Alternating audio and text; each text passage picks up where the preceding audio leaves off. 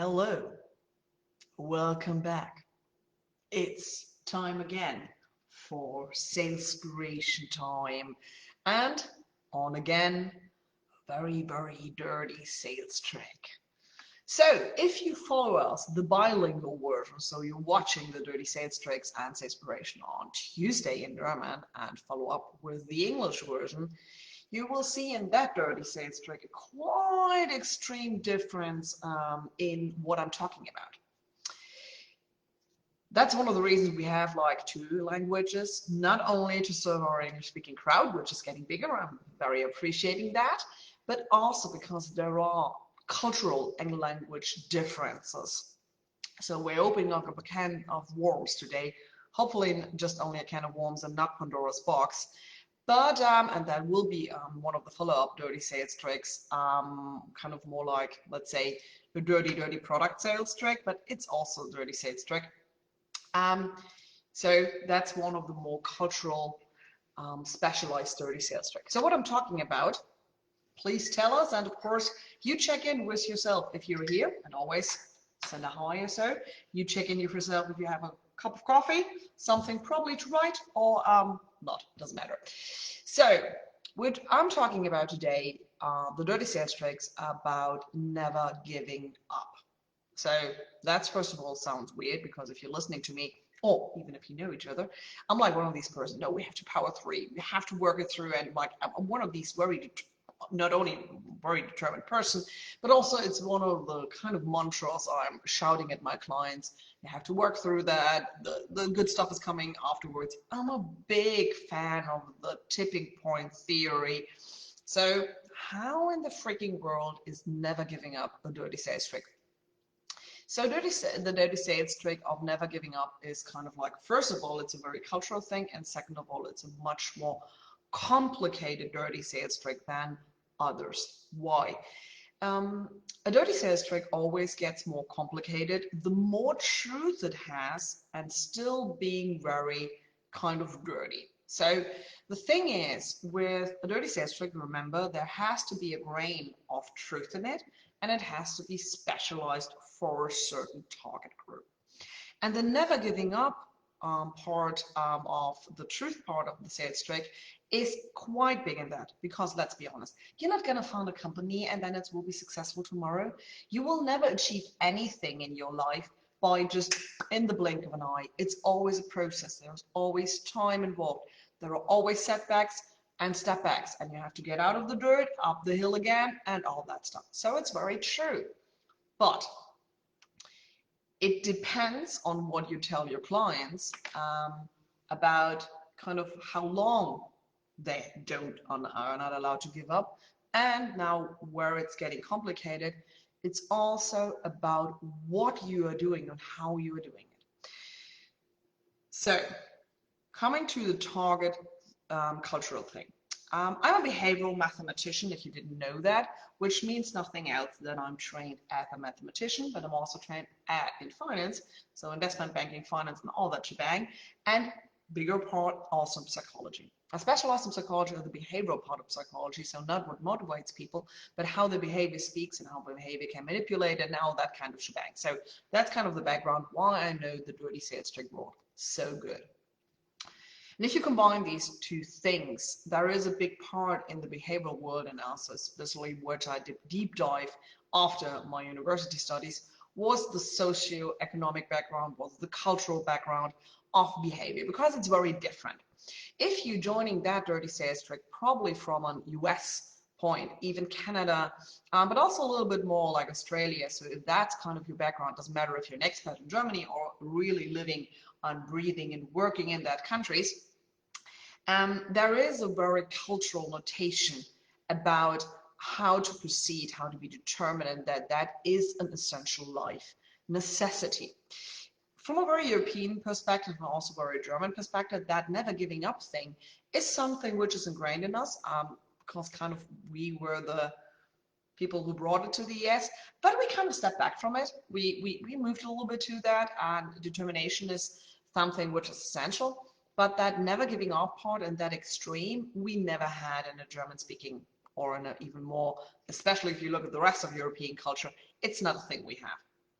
But for the last, let's say, 15 years, in the rise of self-help, personal development, you have to improve yourself, you have to self-optimize, you have to get better. That notation of never giving up came from the US with 1 million of books, and it's $1 billion market. So the cultural background of never giving up is in the UN and Northern America, and especially very much more ingrained in the cultural and in the target group. So if you are, and that's a very special point, depending on where you live and especially depending on where your clients live, you have to tailor-made your sales strategies. A never giving up sales trick will be much more violent and much more interesting for a very US cultural background. Or if you have a German speaking crowd, which is kind of like in that time, we love that, but it will fit perfectly. That's why I'm always talking about a target group fit. The cultural background of never giving up is, I already told you, it was our fault because like the new wide of Christianity, there was like one, the Catholic, then what, the Protestants. Yeah, that's kind of like a very, and it's also very German thing, like never giving up. We kind of moved on for it, but the part which moved, especially to the US, were more the hardcore believers of that, so it's much more ingrained in the Northern American culture. And because we're a big fan, girls and boys, we kind of love everything from the US, at least for the last years. Wasn't that good over the last orange years, and it got a little bit downturn. But if you look at the self-help market, like if you look at the big speakers of coaching and everything else, people love that shit. So we have that coming back to us, even if we invented it, but it's kind of funny. So the never giving up part is in a Northern American culture very ingrained. So that's why you find extreme amount of never giving up strategies in sales strategies in the Northern US market. The idea about, and that's now we're coming back to the dirtiness of it. It's a power shift. So if you categorize dirty sales tricks, there is always that thing about a high social pressure. It's much about asymmetric informations. Think about markets of lemon paper. If you never read it, it's a good read. It's the baseline for a Nobel Prize. Markets of lemon, that's how the paper is called. And there's all, and kind of social pressure, asymmetric information, that's kind of the last category, which combines a little bit of these two, is power shift dirty sales trick. A power shift dirty sales trick is that from the design itself, it's all about shifting power. So if I'm the service provider, my idea of the sales tactic is that I unpower you, that I want to be in charge and I do everything that you get more and more powerless. Kind of, and that's why it is so dirty, that you kind of lose trust in yourself. And the thing is, every client buys something from you because he or she cannot help herself. So she already has that point of loss, that I'm not feeling like in power already. So, short example. Last Friday, my Friday morning was a very immediate wake-up call. What did happen? No, I didn't get the extra fucking strong coffee. No, it was dripping. First I thought it was probably my flower vase or so. No, looking up, 3.5 meters up high in the sky, my ceiling came down, or was short for coming down because I had a water breakage. So, wake up call in the morning. Not very nice. So what do you feel in that moment? Totally powerless, to be honest. I'm not a trained plumber or anything, and like that thing is up in the sky, and like, you're kind of freaking out. Which is, I'm not really was freaking out, but like, you had a drill down. I had to call everyone, and the whole shebang to get a rocker breakage out of your ceiling. But the thing is, the moment you realize that problem is one point. The second point is you realize, freaking hell, I'm helpless. I cannot fix that problem by myself. So that's most of the times clients buy stuff from you. It's about that people cannot help themselves. That's why they buy stuff. I cannot make that blouse myself. That's why I'm buying it. I cannot have my plumbing problem up there in the ceiling, so that's why I hire someone to do that. So that's certainly normal. So that feeling of I'm not in power is the starting point of a relationship. And then while especially in the service world, there shouldn't be any kind of like a more power shift. Of course, you have an expert and that expert will always know much more than probably you as a client, but it shouldn't be about a power shift. So it should be about enablement. It should be about a clear communication and all that shebang. But if you argue with the never giving up part, you kind of repeat and repeat the same thing over again. And it gets dirty because you, well, you probably not, but a dirty sales trickster will tell you never giving up and will use always telling you that you should repeat yourself again and again. So we all know if something worked, it's kind of even hard that we repeat the working part, but we're kind of good and masters in repeating shit that didn't work. You know, like there's that corner in my living room. And I don't know how many times I banged into that freaking corner. So by now, living there for 4 years, I should know that that corner is there. But now my brain thinks it's a good idea to wake up call me sometimes. So the repeatance of doing something wrong the first time happens. Doing it wrong the second time also happens. Kind of in the point like you repeat yourself third, fourth, or fifth time, it's a dumb idea. But here's where the never giving up sales trick really makes it magic.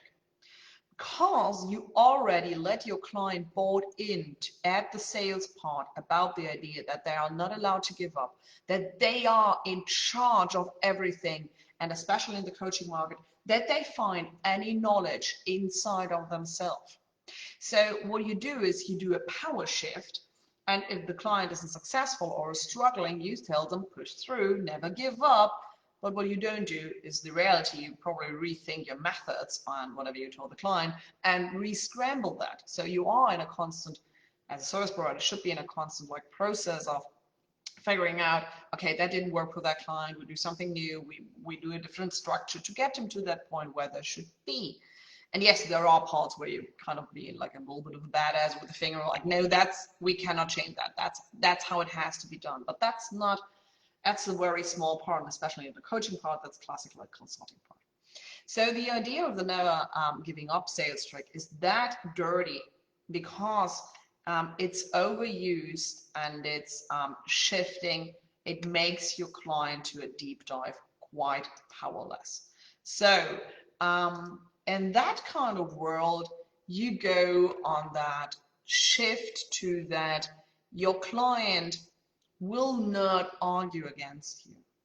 And that's why the never giving up sales trick is that dirty. It's a good, honest argument that there are times, and let's be honest, my clients and our clients would always love that shit would get work faster.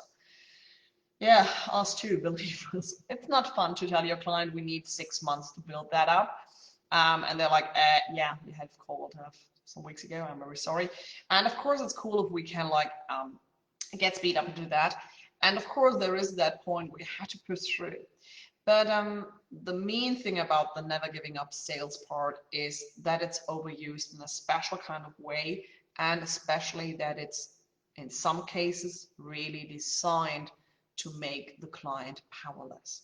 So that's why if you stumble over a never giving up sales argument, which doesn't tell the whole truth, the complex truth that you probably have to change method, that you have to rearrange stuff, that there are just phases of never giving up. If that, at least as soon as you meet your service provider, doesn't matter if it's a fitness trainer or a coach or consultant, if they are just have one thing in their arsenal, it's a dumb idea. So the never giving up sales, dirty sales again, that's why it's kind of like one of the most misused by people who shouldn't use them. And that's kind of also why I'm doing that. Think about dirty sales tricks with two ways. First of all, you should understand them so you don't fall trap. Second, don't use them if you are doing your sales and thinking, why is my clients, why do we have a power shift? I don't want that power shift with my clients. Then be aware that it's starting all in the sales process. And the third of all is There are power in dirty sales tricks, but you have to use them wisely and you have to use them right so that they're not dirty, more like white hacking, more like growth hacking. But let's be honest, a hell lot of growth hacks are just like dirty sales tricks, old school dirty sales tricks. I was irritated. I was invited to a growth hacking shebang, and it was like, that's not new. And I think that's one also. Just don't label it. That's probably another dirty sales trick. It's just like labeling stuff new to make it shit again and fancy again and being the old.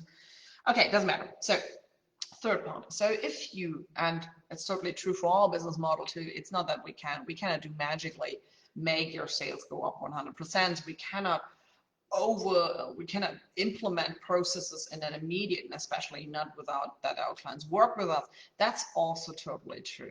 But what you should be aware of, that you put in kind of, if you go with these very plaques, very bright color, never giving up straight lines, that you have to have a certain degree of truth. So never give up is one of the best marketing stuff, but a little bit more honesty in the sales part is a necessary thing. There is a awful thing about that power shift in a client service provider relationship. Because if you work with a hiatic, and especially if you want that your clients will be there for long term or rehiring you, that power shift will not help you with that. So the dirty sales trick of never giving up is one of these. Because it's so mean in the back end, you will kill your business on the long run. You have to always kind of find a new crowd who doesn't know what you're doing, and you won't get long-term clients, and especially you will not establish a recurring client relationship. So we find that clients seem to make a break for 1, 2, 3 or whatever years, and then they come back because they know how you can help them.